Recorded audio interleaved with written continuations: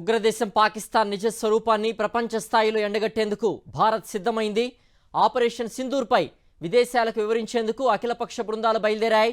JDU MP Sanjay Kumar Jha నేతృత్వంలోని team ఆసియా దేశాలకు పయనమైంది. జపాన్, దక్షిణ కొరియా, ఇండోనేషియా, మలేషియా, సింగపూర్లలో పర్యటించనుంది.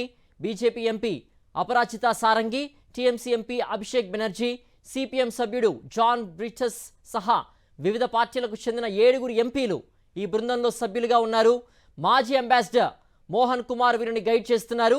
ఆపరేషన్ సింధూర్ చేపట్టడానికి గల కారణాలు, ఉగ్రవాదంపై పోరు విషయంలో భారత్ వైఖరిని స్పష్టం చేయడంతో పాటుగా పాక్ ఉగ్ర కార్యకలాపాలను ఆధారాలతో సహా ప్రపంచ దేశాల ముందు పెట్టనున్నారు. ఇక శివసేన ఎంపీ శ్రీకాంత్ షిండే నేతృత్వంలోని అఖిలపక్షం కూడా కాసేపట్లో యుఏఈకి బయలుదేరనుంది. ఆపరేషన్ సింధూర్ అవుట్రీచ్ ప్రోగ్రాంలో భాగంగా మొత్తం 7 అఖిలపక్ష బృందాలను ఏర్పాటు చేసింది కేంద్ర ప్రభుత్వం. అమెరికా, బ్రిటన్ సహా 33 దేశాల్లో ఈ 7 టీమ్స్ పర్యటించనున్నాయి.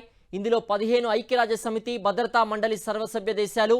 అమెరికాకు వెళ్లే అఖిలపక్ష బృందానికి కాంగ్రెస్ ఎంపీ శశి థరూర్ నేతృత్వం వహిస్తున్నారు.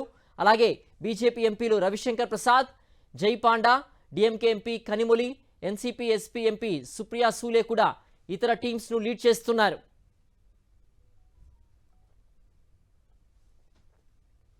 ये आतंकवाद जो है वो पाकिस्तान की स्टेट पॉलिसी है, इनके नकाब को उतारना।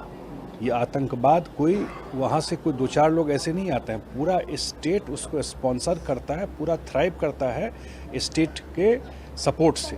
इस बात को पूरे दुनिया में जा कर के बताना। और दूसरी बात जो है, जो एक न्यूक्लियर ब्लफ है, जो हमेशा बोलता है कि मैं आतंक कोई घटना हो गई तो न्यूक्लियर ये कोई, इस ब्लफ को भी ख़त्म करना कि ऐसा नहीं होगा कि हम आपके आतंकवाद और हमारे यहाँ आकर के टेररिस्ट एक्टिविटी करते रहिए और उसको हम झेलते रहेंगे।